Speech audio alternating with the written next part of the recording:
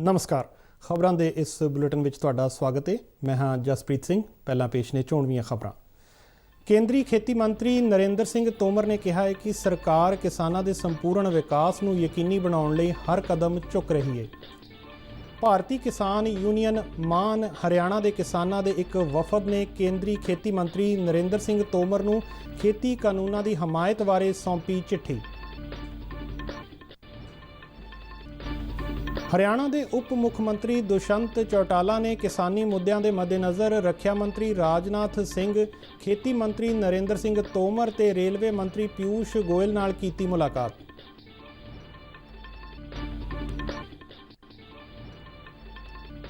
प्रधानमंत्री नरेंद्र मोदी ने कहा है कि भारत ने पेरिस समझौते अनुसार जलवायु परिवर्तन के टीचिਆਂ ਨੂੰ प्राप्त ही नहीं किया बल्कि अगे निकल गया है।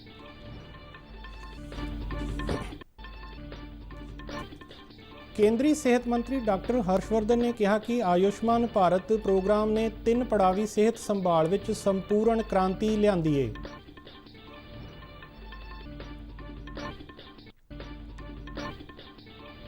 पंजाब की मुख सकत्तर विनी महाजन ने कहा कि पंजाब वड्डे पद्धर ते कोविड टीकाकरण की शुरुआत करने लई पूरी तरह तैयार है।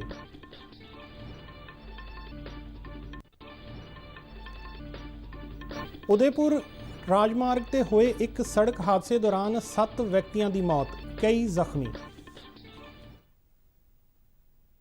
ते हुण खबरां विस्तार नाल। केंद्रीय खेती मंत्री नरेंद्र सिंह तोमर ने कहा है कि सरकार किसानों के संपूर्ण विकास नूं यकीनी बनाउण लई हर कदम चुक रही है अते देश विच खेती सैक्टर नूं होर अमीर बना रही है। उन्होंने कहा कि देश विच किसानों ने केंद्र वल्लों लिआंदे सुधारां तो फायदा उठाउणा शुरू कर दिता है। तोमर ने कहा कि किसानों नूं IT सैक्टर के फायदे पहुँचाउण लई सरकार लाहेवंद जानकारी मुहैया करन लई आधुनिक संचार संदां की वरतों कर रही है। देश विच किसानों लई डेटा बैंक बनाउण बारे खेती मंत्री ने कहा कि इस दे सारे स्रोतों की वरतों किसानों नूं मिट्टी की सेहत, हड़ां बारे अगाऊं सूचना भेजण अते इत्थों तक कि खेतों के लैंड रिकॉर्ड के रख रखाव लई वरतिया जावेगा। तोमर ने कहा कि सरकार खेती नूं लाहेवंद बनाउण दे मंतव नाल किसानां दी आमदनी विच वाधे नूं यकीनी बनाउणा चाहुंदी है। वो 10वें जानकारी आदान प्रदान सम्मेलन के उद्घाटनी सैशन विच बोल रहे सन। हरियाणा के किसानों के एक वफद ने कल नवी दिल्ली विच खेती मंत्री नरेंद्र सिंह तोमर नाल मुलाकात करके नवे खेती कानूनों की हमायत देण बारे जानकारी दी। इस वफद की अगवाई भारतीय किसान यूनियन मान हरियाणा के सूबा नेता गुणी प्रकाश ने की अते खेती मंत्री नूं खेती कानूनों की हमायत विच एक लिखत चिट्ठी सौंपी अते मंग की कि सरकार नूं इन्हां कानूनों नूं जारी रखना चाहिए है। किसानों ने कहा कि जे कानून रद्द किए जाते हैं तो वह इसका विरोध करनगे। भारतीय किसान यूनियन के नेता ने सवाल किया कि पिछली सरकार ने 2014 तक स्वामीनाथन कमिशन दीयां सिफारिशां नूं लागू क्यों नहीं सी कीता। हरियाणा के किसानों का यह दूजा वफद है जिसने खेती मंत्री नाल मुलाकात करके खेती कानूनों की हमायत का भरोसा दिता है। पहले वफद ने मंत्री नाल 7 दसंबर नूं मुलाकात की सी। मुलाकात तो बाद पत्रकारां नाल गलबात करदियां तोमर ने कहा कि किसान नेतावां ने 3 खेती कानूनों की हमायत विच एक याद पत्र दिता। इन्हां किसानां ने अपने तजर्बे भी साझे कीते कि किवें ये कानून उन्हां नूं फायदा पहुंचा रहे ने। जो नए कानून आए उनका समर्थन किया और उन्होंने अपने अनुभव बताए कि किस प्रकार से नए कानूनों का फायदा किसानों को मिल रहा है और मिलना प्रारंभ हो गया है और वो इन कानूनों का समर्थन करते हैं। मैं इस अवसर पर उन सभी किसान बंधुओं का हृदय से कृषि मंत्रालय की ओर से बहुत बहुत स्वागत करता हूं, अभिनंदन।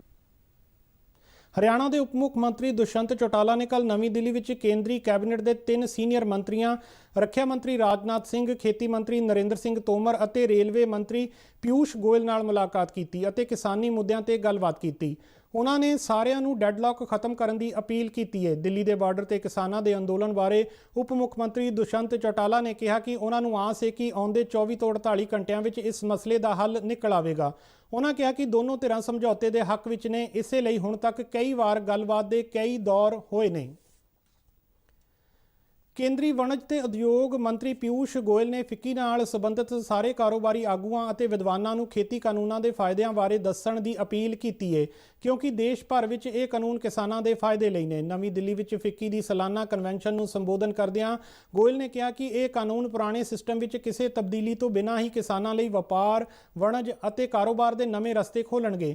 ਉਹਨਾਂ ਕਿਹਾ ਕਿ ਇਹਨਾਂ ਨਾਲ ਭਾਰਤ ਦੇ ਪੇਂਡੂ ਇਲਾਕਿਆਂ ਵਿੱਚ ਹੋਰ ਨਿਵੇਸ਼ ਆਵੇਗਾ, ਜਿਸ ਨਾਲ ਕਿਸਾਨਾਂ ਦੀ ਆਮਦਨ ਵਧੇਗੀ। ਪ੍ਰਧਾਨ ਮੰਤਰੀ ਨਰਿੰਦਰ ਮੋਦੀ ਨੇ ਕਿਹਾ ਹੈ ਕਿ ਭਾਰਤ ਨੇ ਪੈਰਿਸ ਸਮਝੌਤਾ 2015 ਅਨੁਸਾਰ ਜਲਵਾਯੂ ਪਰਿਵਰਤਨ ਦੇ ਟੀਚਿਆਂ ਨੂੰ ਹੀ ਪ੍ਰਾਪਤ ਨਹੀਂ ਕੀਤਾ, ਬਲਕਿ ਇਸ ਤੋਂ ਅੱਗੇ ਨਿਕਲ ਗਿਆ ਹੈ। ਜਲਵਾਯੂ ਸਿਖਰ ਸੰਮੇਲਨ ਵਿੱਚ ਬੋਲਦਿਆਂ ਪ੍ਰਧਾਨ ਮੰਤਰੀ ਨੇ ਜ਼ੋਰ ਦੇ ਕੇ ਕਿਹਾ ਕਿ ਮਿੱਥੇ ਟੀਚਿਆਂ ਵਿੱਚ ਹੋਈਆਂ ਪ੍ਰਾਪਤੀਆਂ ਦਾ ਜਾਇਜ਼ਾ ਲਿਆ ਜਾਣਾ ਚਾਹੀਦਾ ਹੈ ਤਾਂ ਜੋ ਨੌਜਵਾਨਾਂ ਅਤੇ ਆਉਣ ਵਾਲੀਆਂ ਪੀੜ੍ਹੀਆਂ ਨੂੰ ਉਤਸ਼ਾਹਿਤ ਕੀਤਾ ਜਾ ਸਕੇ। ਮੋਦੀ ਨੇ ਕਿਹਾ ਕਿ ਭਾਰਤ ਨੇ ਆਪਣੀ ਸੂਰਜੀ ਸਮਰੱਥਾ 2.63 ਗੀਗਾਵਾਟ ਤੋਂ ਵਧਾ ਕੇ 2020 ਵਿੱਚ 36 ਗੀਗਾਵਾਟ ਕਰ ਲਈ ਹੈ। ਇਸ ਸਿਖਰ ਸੰਮੇਲਨ ਦਾ ਸੰਯੁਕਤ ਰਾਸ਼ਟਰ, ਯੂਨਾਈਟਿਡ ਕਿੰਗਡਮ ਅਤੇ ਫਰਾਂਸ ਨੇ ਮਿਲ ਕੇ ਆਯੋਜਨ ਕੀਤਾ। ਭਾਰਤ ਦੀਆਂ ਦੋ ਸ਼ਾਨਦਾਰ ਪਹਿਲਕਦਮੀਆਂ ਅੰਤਰਰਾਸ਼ਟਰੀ ਊਰਜਾ ਅਲਾਇੰਸ ਅਤੇ ਆਪਦਾ ਲਚਕੀਲਾ ਬੁਨਿਆਦੀ ਢਾਂਚੇ ਬਾਰੇ ਬੋਲਦਿਆਂ ਪ੍ਰਧਾਨ ਮੰਤਰੀ ਨੇ ਕਿਹਾ ਕਿ ਭਾਰਤ ਆਪਣੇ ਸ਼ਤਾਬਦੀ ਵਰ੍ਹੇ 2047 ਵਿੱਚ ਨਾ ਕੇਵਲ ਆਪਣੇ ਟੀਚਿਆਂ ਨੂੰ ਪ੍ਰਾਪਤ ਕਰੇਗਾ ਬਲਕਿ ਉਸ ਤੋਂ ਅੱਗੇ ਜਾਣ ਦੀਆਂ ਪੂਰੀਆਂ ਸੰਭਾਵਨਾਵਾਂ ਨੇ। ਉਹਨਾਂ ਕਿਹਾ ਕਿ ਭਾਰਤ ਨੇ ਆਪਣੇ ਜੰਗਲਾਤ ਘੇਰੇ ਨੂੰ ਵਧਾਇਆ ਹੈ ਅਤੇ ਜੀਵ ਵਿਭਿੰਨਤਾ ਨੂੰ ਵੀ ਬਚਾਉਣ ਵਿੱਚ ਲੱਗਾ ਹੋਇਆ ਹੈ। ਪ੍ਰਧਾਨ ਮੰਤਰੀ ਨੇ ਕਿਹਾ ਕਿ ਭਾਰਤ ਵਿਸ਼ਵ ਵਿੱਚ ਚੌਥਾ ਸਭ ਤੋਂ ਵੱਡਾ ਨਵਿਆਉਣਯੋਗ ਊਰਜਾ ਸਮਰੱਥਾ ਵਾਲਾ ਦੇਸ਼ ਬਣ ਗਿਆ ਹੈ ਅਤੇ 2030 ਤੱਕ ਦੇਸ਼ ਨੇ 450 ਗੀਗਾਵਾਟ ਨਵਿਆਉਣਯੋਗ ਊਰਜਾ ਦਾ ਨਿਰਮਾਣ ਕਰਨ ਦਾ ਟੀਚਾ ਮਿਥਿਆ ਹੈ। I must humbly share with you that India is not only on track to achieve its Paris Agreement targets, but to exceed them beyond expectations. We have reduced our emission intensity by 21% over 2005 levels.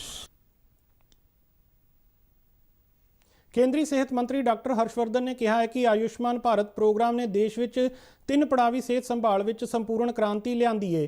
ਇਸ programme ਦੌਰਾਨ ਸਿਹਤ ਸੰਭਾਲ ਵਿੱਚ ਬਚਾਓ ਤੇ ਧਿਆਨ ਕੇਂਦਰਿਤ ਕੀਤਾ ਗਿਆ ਹੈ। ਸਰਵ ਵਿਆਪਕ ਸਿਹਤ ਕਵਰੇਜ ਦਿਵਸ ਦੇ ਸਮਾਗਮ ਦੀ ਪ੍ਰਧਾਨਗੀ ਕਰਦਿਆਂ ਉਹਨਾਂ ਕਿਹਾ ਕਿ ਆਯੁਸ਼ਮਾਨ ਭਾਰਤ ਦੀਆਂ 2 ਵੰਨਗੀਆਂ ਸਿਹਤ ਅਤੇ ਵੈਲਨੈਸ ਕੇਂਦਰ ਅਤੇ ਪ੍ਰਧਾਨ ਮੰਤਰੀ ਜਨ ਆਰੋਗਿਆ ਰਾਹੀਂ ਸਰਕਾਰ ਦੇਸ਼ ਦੇ ਕਰੋੜਾਂ ਲੋਕਾਂ ਲਈ ਮਿਆਰੀ ਤੇ ਕਿਫਾਇਤੀ ਸਿਹਤ ਸੰਭਾਲ ਦੀ ਪਹੁੰਚ ਮੁਹੱਈਆ ਕਰਵਾ ਰਹੀ ਹੈ। ਉਹਨਾਂ ਕਿਹਾ ਕਿ ਆਯੁਸ਼ਮਾਨ ਭਾਰਤ ਤਹਿਤ 1 ਕਰੋੜ 45 ਲੱਖ ਕੈਸ਼ਲੈਸ ਇਲਾਜ ਨਾਲ ਗਰੀਬ ਨਾਗਰਿਕਾਂ ਨੂੰ ਫਾਇਦਾ ਪਹੁੰਚਾਇਆ ਗਿਆ ਹੈ। ਕੇਂਦਰੀ ਮੰਤਰੀ ਨੇ ਇਸ ਮੌਕੇ 5ਵੇਂ ਰਾਸ਼ਟਰੀ ਪਰਿਵਾਰ ਸਿਹਤ ਸਰਵੇ ਵੀ ਜਾਰੀ ਕੀਤਾ, ਜਿਸ ਵਿੱਚ ਭਾਰਤ, ਇਸ ਦੇ ਸੂਬਿਆਂ ਅਤੇ ਕੇਂਦਰ ਸ਼ਾਸਤ ਪ੍ਰਦੇਸ਼ਾਂ ਦੀ ਵਸੋਂ, ਸਿਹਤ ਅਤੇ ਖੁਰਾਕ ਬਾਰੇ ਵਿਸਥਾਰਪੂਰਵਕ ਜਾਣਕਾਰੀ ਦਿੱਤੀ ਗਈ ਹੈ। ਪੰਜਾਬ ਵੱਡੇ ਪੱਧਰ ਤੇ ਕੋਵਿਡ ਟੀਕਾਕਰਨ ਦੀ ਸ਼ੁਰੂਆਤ ਲਈ ਪੂਰੀ ਤਰ੍ਹਾਂ ਤਿਆਰ ਹੈ ਤੇ ਲੋਕਾਂ ਦੀ ਸਿਹਤ ਸੰਭਾਲ ਨੂੰ ਤਰਜੀਹ ਦਿੰਦਿਆਂ ਫਰੰਟ ਲਾਈਨ ਵਰਕਰਾਂ ਦੇ ਆਧਾਰ ਤੇ ਪਛਾਣ ਕਰਨਾ ਅਤੇ ਟੀਕਾਕਰਨ ਲਈ ਲੋੜੀਂਦੇ ਪ੍ਰੋਟੋਕਾਲ ਜਾਰੀ ਕੀਤੇ ਜਾ ਰਹੇ ਨੇ। ਇਹ ਜਾਣਕਾਰੀ ਪੰਜਾਬ ਦੀ ਮੁੱਖ ਸਕੱਤਰ ਵਿਨੀ ਮਹਾਜਨ ਨੇ ਕੱਲ ਜਲੰਧਰ ਵਿੱਚ ਦਿੱਤੀ। ਉਹਨਾਂ ਕਿਹਾ ਕਿ ਸੂਬੇ ਵਿੱਚ ਟੀਕਾਕਰਨ ਮੁਹਿੰਮ ਨੂੰ ਵੱਡੇ ਪੱਧਰ ਤੇ ਸੁਚਾਰੂ ਢੰਗ ਨਾਲ ਚਲਾਉਣ ਲਈ ਸਾਰੇ ਲੋੜੀਂਦੇ ਪ੍ਰਬੰਧ ਕੀਤੇ ਗਏ ਨੇ। ਇਹ ਵੈਕਸੀਨ ਅਗਲੇ ਸਾਲ ਦੇ ਸ਼ੁਰੂ ਵਿੱਚ ਸੂਬੇ ਵਿੱਚ ਆਉਣ ਦੀ ਉਮੀਦ ਹੈ, ਪਰ ਉਹਨਾਂ ਨੇ ਲੋਕਾਂ ਨੂੰ ਕੋਰੋਨਾ ਵਾਇਰਸ ਨੂੰ ਫੈਲਣ ਤੋਂ ਰੋਕਣ ਲਈ ਢੁਕਵੀਆਂ ਸਾਵਧਾਨੀਆਂ ਜਿਵੇਂ ਮਾਸਕ ਪਾਉਣਾ ਅਤੇ ਸਮਾਜਿਕ ਦੂਰੀ ਬਣਾਏ ਰੱਖਣ ਦੀ ਸਖਤੀ ਨਾਲ ਪਾਲਣਾ ਕਰਨ ਦੀ ਅਪੀਲ ਕੀਤੀ। ਉਹਨਾਂ ਆਪਣੇ ਫੀਲਡ ਦੌਰਿਆਂ ਦੇ ਹਿੱਸੇ ਵਜੋਂ ਕੱਲ ਜਲੰਧਰ ਜ਼ਿਲ੍ਹੇ ਦੇ ਦੌਰੇ ਤੇ ਸਨ। ਇਹਨਾਂ ਦੌਰਿਆਂ ਦਾ ਮੰਤਵ ਸ਼ਾਸਨ ਵਿੱਚ ਸੁਧਾਰ, ਵਿਕਾਸ ਪ੍ਰੋਜੈਕਟਾਂ ਵਿੱਚ ਤੇਜ਼ੀ ਲਿਆਉਣ ਦੇ ਨਾਲ ਜ਼ਮੀਨੀ ਪੱਧਰ ਤੇ ਜਨਤਕ ਸੇਵਾਵਾਂ ਦੀ ਸਪੁਰਦਗੀ ਵਿੱਚ ਸੰਪੂਰਨ ਜਵਾਬਦੇਹੀ, ਜ਼ਿੰਮੇਵਾਰੀ ਅਤੇ ਪਾਰਦਰਸ਼ਤਾ ਨੂੰ ਯਕੀਨੀ ਬਣਾਉਣਾ ਹੈ। ਜਲੰਧਰ ਡਿਵੀਜ਼ਨ ਦੇ ਡਿਪਟੀ ਕਮਿਸ਼ਨਰਾਂ ਦੀ ਸਮੀਖਿਆ ਮੀਟਿੰਗ ਦੀ ਪ੍ਰਧਾਨਗੀ ਕਰਦਿਆਂ ਮੁੱਖ ਸਕੱਤਰ ਨੇ ਜਲੰਧਰ ਡਿਵੀਜ਼ਨ ਤਹਿਤ ਆਉਂਦੇ 7 ਜ਼ਿਲ੍ਹਿਆਂ ਦੇ ਡਿਪਟੀ ਕਮਿਸ਼ਨਰਾਂ ਨੂੰ ਇਸ ਵੇਲੇ ਕੀਤੀ ਜਾ ਰਹੀ ਰੋਜ਼ਾਨਾ 30,000 ਟੈਸਟਿੰਗ ਵਿੱਚ ਹੋਰ ਤੇਜ਼ੀ ਲਿਆਉਣ ਦੀ ਹਦਾਇਤ ਕਰਦਿਆਂ ਟੈਸਟ ਦੇ ਨਤੀਜਿਆਂ ਲਈ 24 ਘੰਟੇ ਦੀ ਸਮਾਂ ਸੀਮਾ ਨੂੰ ਸਖਤੀ ਨਾਲ ਯਕੀਨੀ ਬਣਾਉਣ ਲਈ ਕਿਹਾ ਹੈ। ਇਸ ਮੀਟਿੰਗ ਵਿੱਚ ਜਲੰਧਰ, ਕਪੂਰਥਲਾ, ਹੁਸ਼ਿਆਰਪੁਰ, ਅੰਮ੍ਰਿਤਸਰ, ਗੁਰਦਾਸਪੁਰ, ਪਠਾਨਕੋਟ ਅਤੇ ਤਰਨਤਾਰਨ ਜ਼ਿਲ੍ਹਿਆਂ ਦੇ ਵਿਕਾਸ ਪ੍ਰੋਜੈਕਟਾਂ ਦੇ ਪ੍ਰਬੰਧਕੀ ਕਾਰਜਾਂ ਦੀ ਸਮੀਖਿਆ ਕੀਤੀ ਗਈ। ਸੰਯੁਕਤ ਰਾਸ਼ਟਰ ਦੇ ਜਨਰਲ ਸਕੱਤਰ ਐਂਟੋਨੀਓ ਗੁਤਰਸ ਨੇ ਸਾਰੇ ਦੇਸ਼ਾਂ ਨੂੰ ਜਲਵਾਯੂ ਐਮਰਜੈਂਸੀ ਦਾ ਐਲਾਨ ਕਰਨ ਦੀ ਅਪੀਲ ਕੀਤੀ ਹੈ ਤਾਂ ਜੋ ਗਲੋਬਲ ਵਾਰਮਿੰਗ ਤੋਂ ਬਚਿਆ ਜਾ ਸਕੇ। ਉਹ ਕੱਲ ਪੈਰਿਸ ਜਲਵਾਯੂ ਸਮਝੌਤੇ ਦੀ 5ਵੀਂ ਵਰ੍ਹੇਗੰਢ ਤੇ ਵਰਚੁਅਲ ਸਮਾਗਮ ਵਿੱਚ ਬੋਲ ਰਹੇ ਸਨ।